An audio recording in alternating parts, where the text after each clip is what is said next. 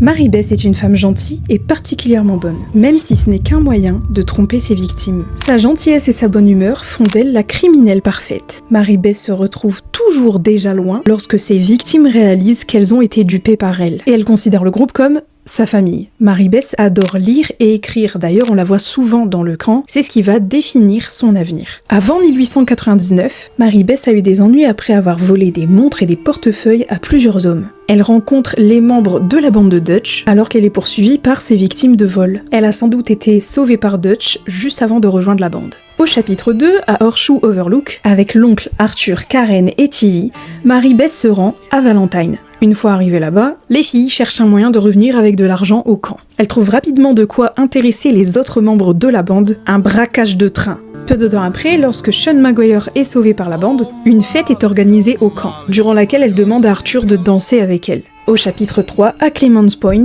Marie-Bess peut aider Arthur et Sean à braquer une diligence. Elle se charge de distraire les conducteurs avec ses talents d'actrice pour que ses compères cambriolent la diligence, mais Marie-Bess se fait rapidement capturer, mais elle est très vite sauvée par Arthur. Au chapitre 4, à Shady Belle, Marie-Bess peut discuter avec Arthur avant d'être interrompue par Susan Grimshaw, qui s'inquiète de la disparition de Tilly. Peu de temps après ça, Marie-Bess hurle en voyant le cadavre de Kieran Duffy, avant l'attaque de la bande des O'Driscoll, et elle est extrêmement touchée par la mort de ce dernier.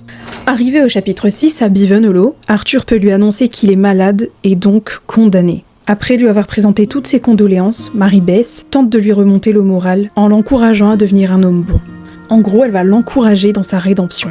Alors que la dissolution du gang se fait de plus en plus présente, Marie-Bess finit par quitter le camp, accompagnée de Simon Pearson et de l'oncle. Je pense que c'est la meilleure chose qu'ils ont pu faire. Par exemple, si on prend l'exemple de Tilly, j'ai fait une vidéo sur elle, elle a l'une des meilleures fins. Et les paroles de Marie-Bess sont les dernières à être entendues lorsque Arthur parcourt son dernier trajet. Et c'est là que c'est important de rappeler que chaque personnage de la bande est important. Mais sachez que tous les membres de la bande ont quelque chose à raconter et ont leur rôle dans la vie d'Arthur et même dans la mort d'Arthur. Pour ça, c'est très important. Les vidéos que je fais, c'est vraiment aussi pour montrer que chaque personnage a une histoire à part entière et c'est tout ce qui fait la richesse de ce jeu. Lors de l'épilogue, en 1907, Marie-Bess est devenue romancière sous le pseudonyme de Leslie Dupont. John peut alors la rencontrer à la gare de Valentine alors qu'elle attend son train.